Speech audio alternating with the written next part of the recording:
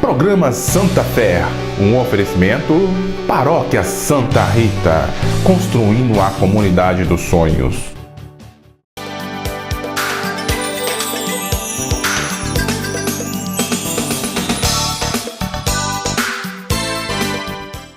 Olá, boa tarde, estamos começando mais um programa Santa Fé, terminando o mês de agosto, na prévia do setembro, tempo também de obras na paróquia de Santa Rita. Boa tarde, Gesane. Boa tarde, Padre Camilo. Boa tarde a você que nos recebe mais uma vez na sua casa, permitindo que nós entremos, levando a palavra de Deus até você, a visita de Santa Rita, para abençoar a sua casa, né? Para que tudo esteja em paz aí. E como o Padre falou, terminando o mês de setembro com muitas obras, claro.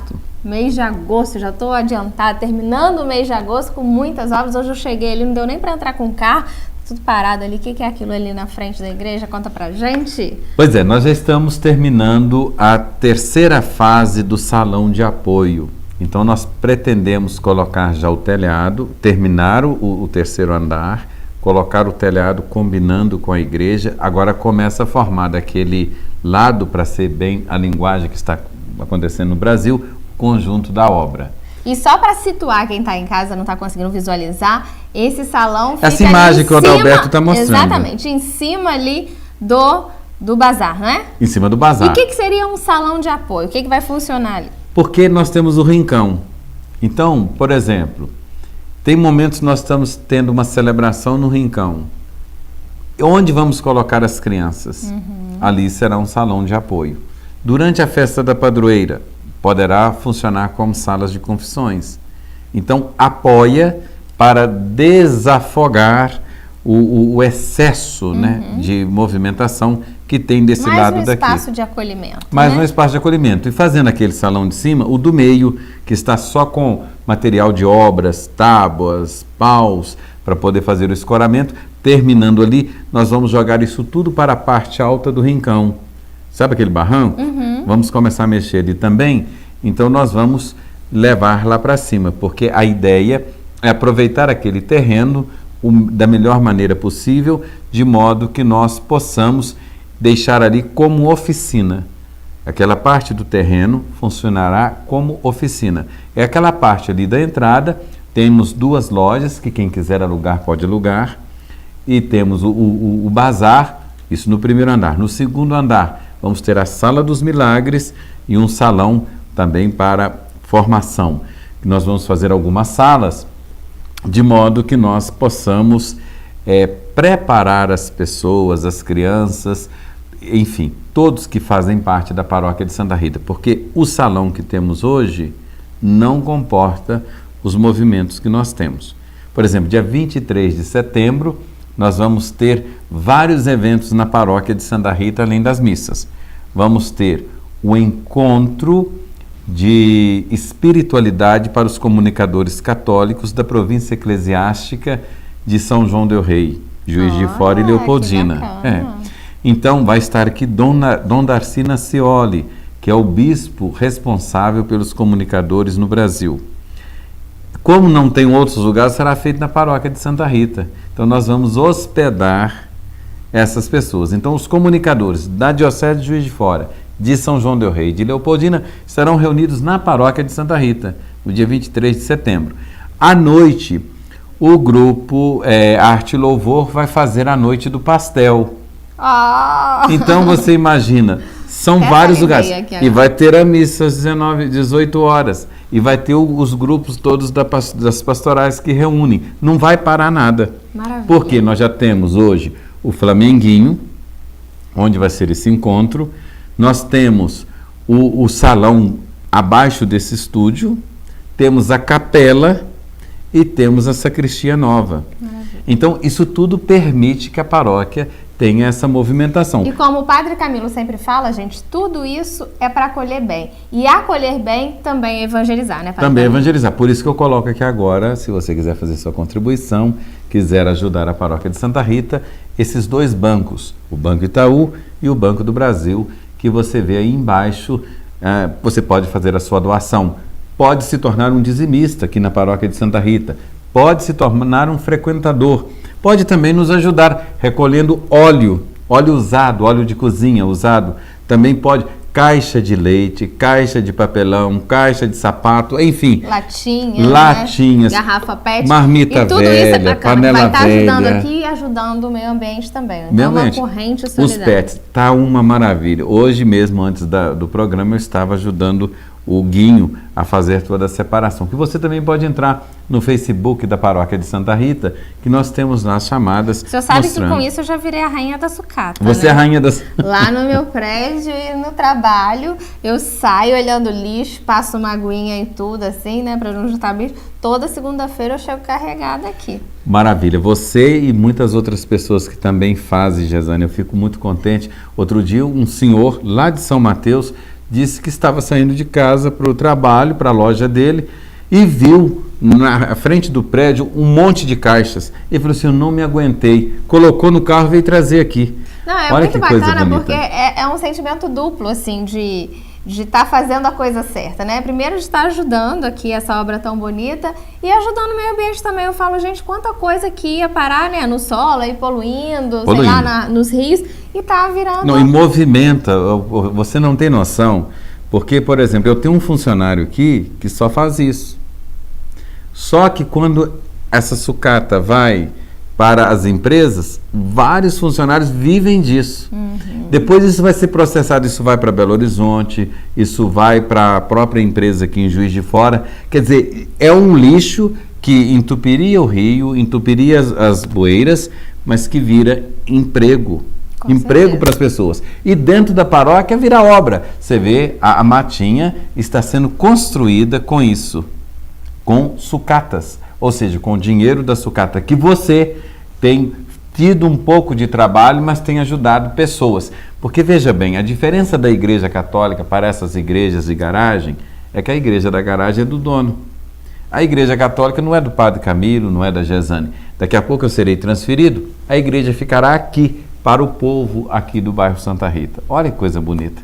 É ajudar a construir o reino de Deus. Maravilha. Mas você e dando trouxe... continuidade aqui, Padre Camilo, amanhã, dia 27 e depois 28, são 2 dias especiais de 2 santos especiais que eu sempre gosto de falar muito, que é Santa Mônica e Santo Agostinho, que eu acho que a história deles serve de testemunho para quem está em casa, às vezes com um filho na droga, ou um filho que está na cadeira de roda, uma mãe que não consegue engravidar. Santa Mônica ficou 29 anos rezando pela conversão, né, do seu filho, de Santo Agostinho, e depois conseguiu essa graça. Ele acabou se tornando aí um doutor da igreja e ela foi consagrada a mãe dos cristãos, a padroeira da mãe dos cristãos. Então, como é dia deles, eu queria aqui a gente falar rapidamente da história deles um pouquinho, para quem está em casa se sentir motivado e não desistir diante de qualquer dificuldade. Santa Mônica era uma pessoa muito especial. Eu tive a graça de conhecer na praia de Óstia a Basílica de Santa Mônica, que fica na praia, muito bonita. Santa Mônica era cristã, autêntica, e tinha um filho genial, que era Agostinho, um dos grandes advogados, um dos maiores advogados do Império Romano, ateu. E de tanto ela rezar, Santo Agostinho chegou à conversão. É claro que é todo um processo. E antes disso, ela também teve um marido que era um pagão, um homem muito rude, né? Rezou, conseguiu a conversão dele e ele foi batizado 1 ano antes de morrer. Então já foi a primeira graça. Mas a preocupação dela maior realmente era com Santo Agostinho. Porque Santo Agostinho era mulherengo. Ele teve um filho que tinha um problema de saúde chamado Adeodato. Então o Santo Agostinho era um cara bem devasso. Mas porém muito inteligente. E dizem que era um cara de lábia, né? Muito era um eloquente. Filósofo, né? Então era realmente um boêmio, digamos. Para você assim. ver, a teologia da graça até hoje não foi superada de Santo Agostinho. Nenhum teólogo moderno conseguiu fazer algo melhor do que o que Santo Agostinho fez. E o interessante é que a conversão dele também começou de uma forma... Ele falava, não, eu tô aqui para eu tentar combater os argumentos desse cara, que era de Santo Ambrósio, né?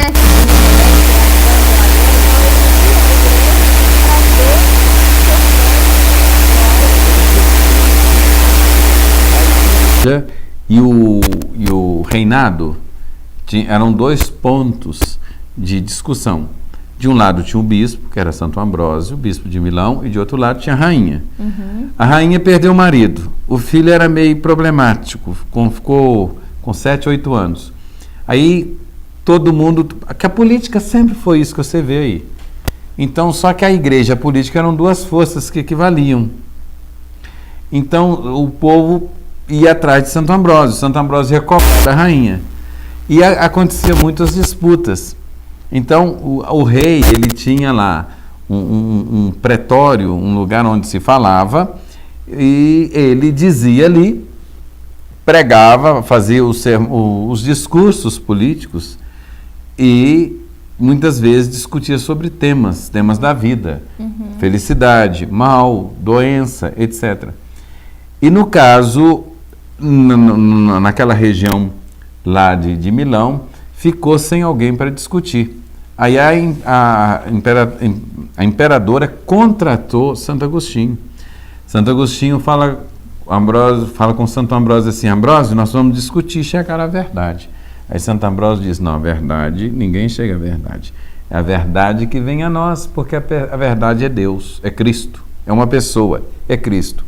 Isso tocou o jovem Agostinho, que passou a ir à igreja para contrapor Ambrósio. E nos diálogos com Santo Ambrósio dobrou Agostinho. Agostinho se torna padre e foi um padre tão eloquente, tão bom, com os princípios são tão retos, porque ele é um grande defensor do celibato. Ele foi aclamado pelo povo bispo de Tagaste. E ele seguiu o mesmo preceito de Ambrósio. É muito bonita a história dele. Interessante. E ele, ao se converter, ele é batizado, ele junto com Adeodato, né? Que depois vem a morrer. Então, assim, ele era doente. Eu gosto muito dessa história, porque eu acho que às vezes as mães veem os filhos em caminhos aí tão difíceis, né? E acham que são caminhos sem volta. Santa Mônica não se cansou de ajoelhar, de derramar lágrimas, mas todas essas lágrimas derramadas, ela colheu depois um fruto com a conversão do seu filho, que foi aqui, olha, o maior teólogo do seu tempo, né? As suas obras aí iluminaram quase todos os pensadores dos séculos seguintes e escreveu vários livros importantes, entre eles Autobiografia, Confissões e Cidade de Deus, recebendo o honroso título de doutor da igreja. Que se recebe depois que morre, né? E vira santo. Então os doutores até falam que o Papa Bento XVI, quando morresse, era doutor da igreja também, por causa da contribuição. Santo Antônio era doutor da igreja, é doutor da igreja. Então, dizer o seguinte, é também um santo de devoção de Santa Rita. Santa Rita era devota de Santo Agostinho, talvez pela história, mas você falou uma coisa muito interessante. Eu quero dizer para as mães que há sempre uma volta. Se a mãe busca o filho, se a mãe ama o filho, com certeza esse filho voltará para a igreja, ainda que demore. Santa Mônica não desanimou. Agora, é muito importante também que na vida das pessoas apareçam pessoas inteligentes, pessoas sábias, né? Santo Ambrósio teve um papel muito grande na vida de Santo Agostinho, mas tem também uma história muito interessante do menino. Mataram o pai de uma criança e Santo Agostinho foi defender o assassino. E naquele tempo havia disputa entre os advogados, o júri era popular, ou seja, um advogado construía um argumento e o outro desconstruía o argumento. E então, Santo Agostinho era muito inteligente, estudou com um importante advogado grego. Santo Agostinho fez com que o ganhasse. Ele defendeu o assassino e o assassino saiu livre. E na festa, num palácio, o menino jogou uma pedra e a pedra pegou na canela de Santo Agostinho. E o Santo Agostinho foi conversar com ele e o menino falou assim: olha, tudo que você é um mentiroso, não vale nada seu conhecimento, não vale nada o seu saber. E aí o menino pegou, o Agostinho falou: mas como assim? Claro, você salvou o assassino do meu pai, então você é um mentiroso. E faz todo mundo crer. Agostinho, naquele momento, começou a questionar qual era o sentido, qual o valor do saber dele.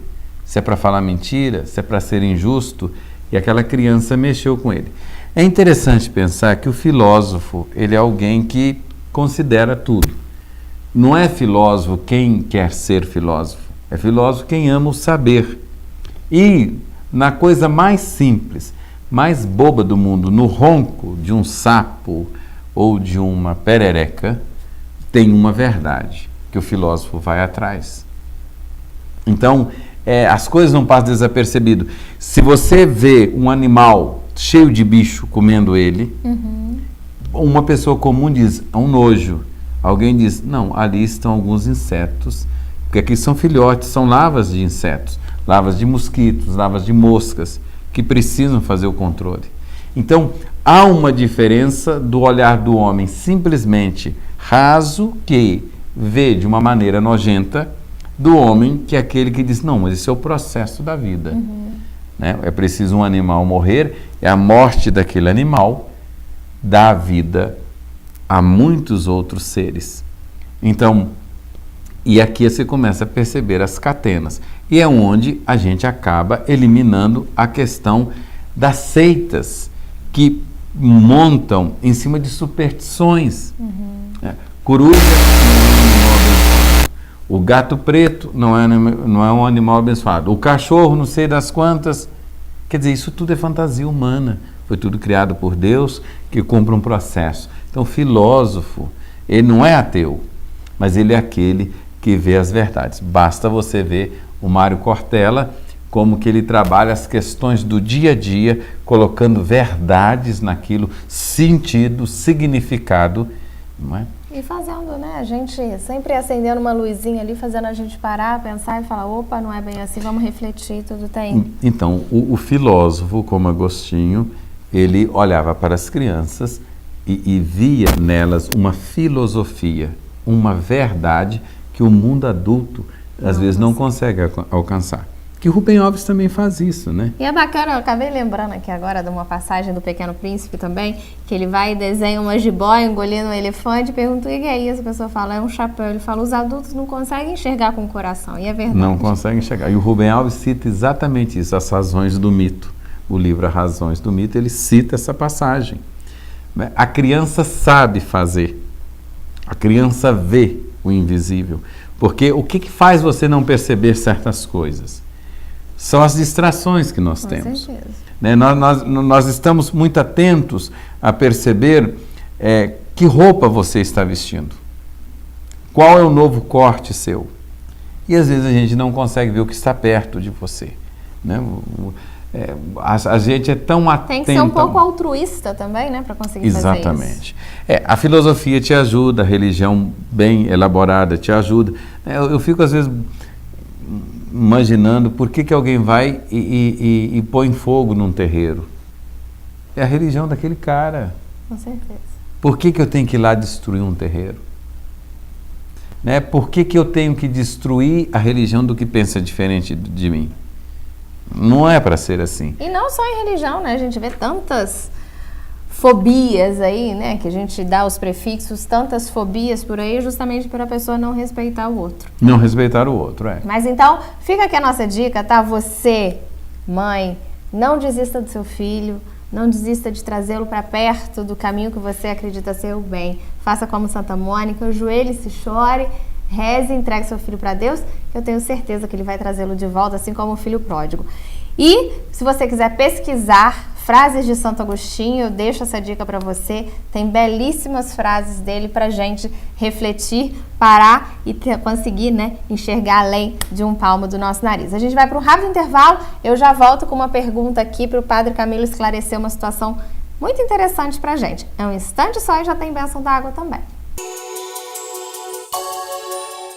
A Paróquia de Santa Rita oferece uma ótima oportunidade para você presentear e aperfeiçoar seus conhecimentos. Temos livros, CDs, DVDs, camisas, quadros e imagens religiosas.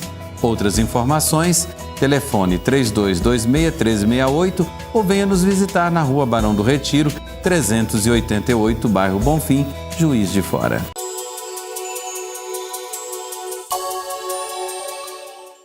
Santa Fé está de volta E agora eu quero fazer uma pergunta que na realidade foi feita a mim, porque as pessoas acham que só por eu ter o programa aqui com o Padre Camilo que eu tenho toda a consciência, a sabedoria dele, e não tem. Então me fizeram uma pergunta, eu não soube explicar muito bem, e aí eu vou repassar para o senhor. A gente estava num grupo de amigos, pessoal falando, né, do Padre Fábio, que recentemente falou que está enfrentando uma síndrome do pânico. A mesma coisa aconteceu com o Padre Marcelo, e aí as pessoas começaram a questionar. São dois grandes sacerdotes, pessoas que usam a comunicação, e por isso tem muitos fiéis, né, que são tocados pelas palavras deles, e ao se depararem com esses dois sacerdotes enfrentando problemas assim, as pessoas falaram que isso pode ser uma coisa muito contraditória, porque assim, como que dois padres, parte-se do princípio de que são pessoas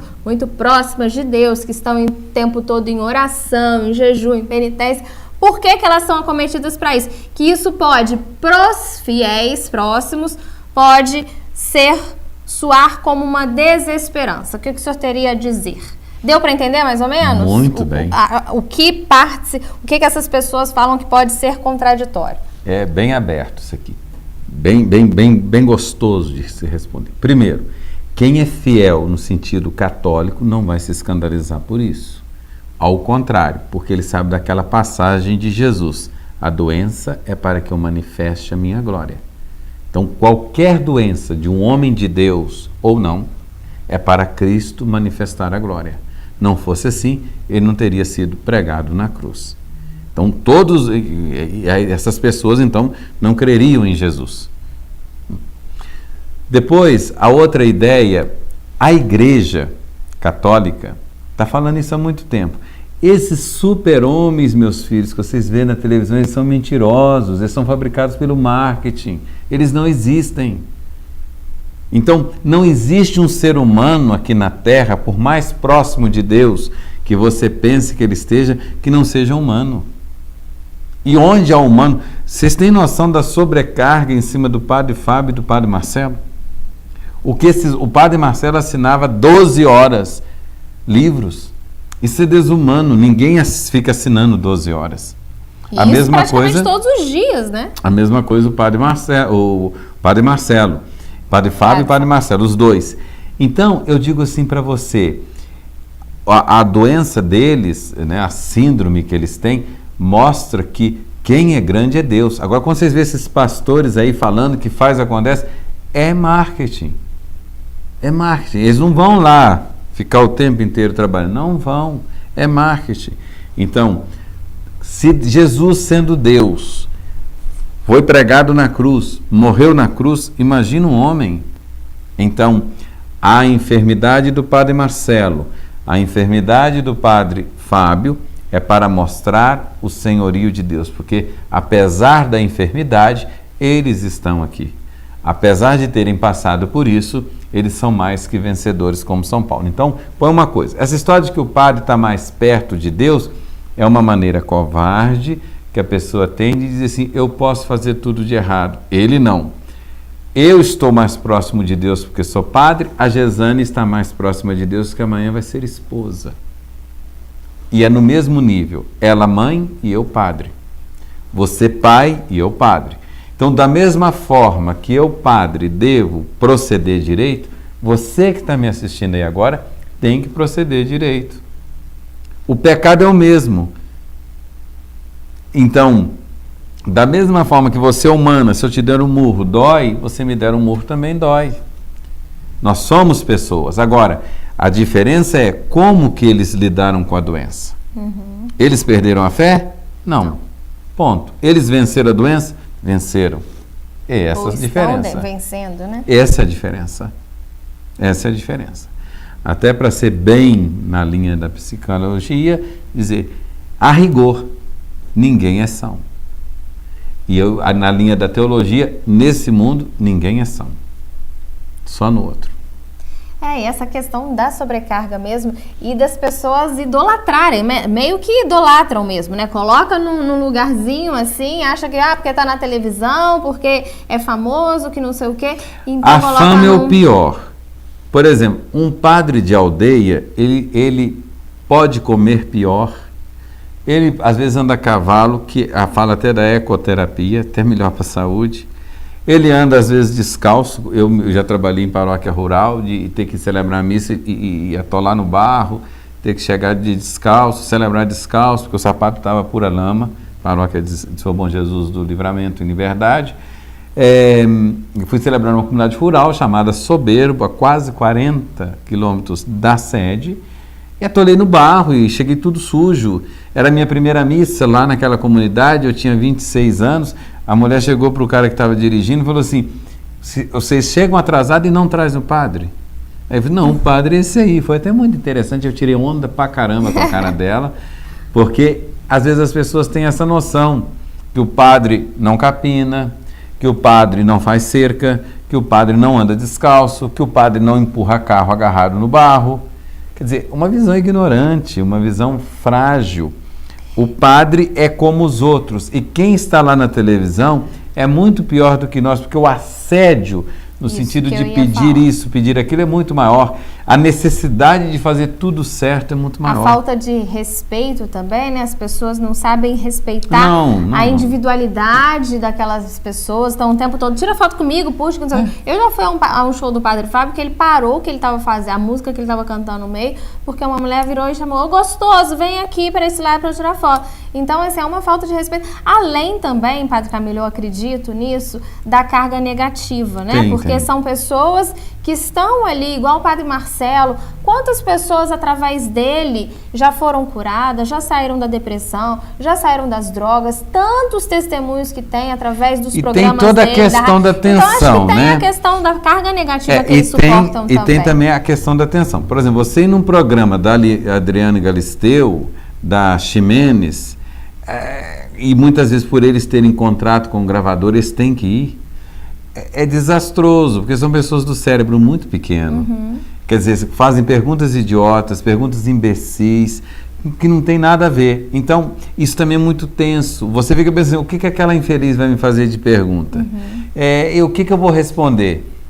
Então, isso também há um desgaste mental muito grande com isso aí. E é por isso que a gente precisa ir longe. Eu acho que o Padre Camilo também, às vezes, enfrenta isso pela sua proatividade, pelo seu dinamismo. Então, claro que existem as forças malignas querendo quebrar o que é de Deus. E é por isso que eu reforço aí o pedido para que a gente esteja sempre rezando pelos nossos sacerdotes, pelo Papa Francisco, pelo Dom Gil, pelo Padre Camilo, Padre Marcelo. Rezar realmente pelos nossos sacerdotes, porque a carga que eles carregam não é fácil. Né? Então, finalizando aqui, nosso tempo está se esgotando. O Alisson já fez ali o sinalzinho, só para a gente não terminar sem a bênção. Eu quero lembrar as mães que, como Santa Mônica, tem filhos que estão perdidos por aí nas drogas, na prostituição, que estão perdidos na falta de fé, que não tem fé. É um menino bom, mas não sabe rezar, não quer rezar. Então vamos, mamãe, com a sua água, vamos rezar. Senhor, fazer com que esta água que está diante desse televisor e aqui no copo possa abençoar, sobretudo, os jovens e as jovens que estão distantes de Deus. Fazer com que esse pai e essa mãe possam ajudar essas pessoas a serem libertadas da falta de fé. Em nome do Pai, do Filho e do Espírito Santo. Amém. Então, eu quero convidar a todos que trabalham com comunicação na igreja, aqui em Juiz de Fora ou em Três Rios, que queiram fazer o retiro dos comunicadores nesse dia 23 de setembro, a partir das 8 horas aqui na igreja de Santa Rita, que faça sua inscrição na Cúria Metropolitana. O telefone é esse que aparece no final do vídeo. E quem não trabalha com a comunicação religiosa, mas é jornalista e é católico, também pode participar, né? Pode participar. Você também é nosso convidado especial, mas tem que fazer a inscrição. Não é na hora, tem que ser antes. Maravilha. A gente se despede então, desejando que você tenha um ótimo restinho de fim de semana, uma semana abençoada, e sábado que vem a gente está esperando aqui às 3 horas da tarde. Tchau!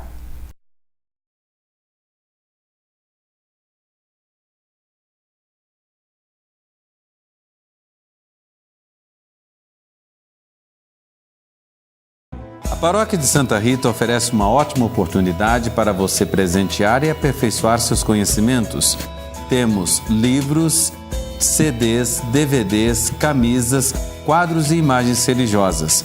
Outras informações telefone 3226-1368 ou venha nos visitar na Rua Barão do Retiro, 388, bairro Bonfim, Juiz de Fora. Programa Santa Fé, um oferecimento Paróquia Santa Rita, construindo a comunidade dos sonhos.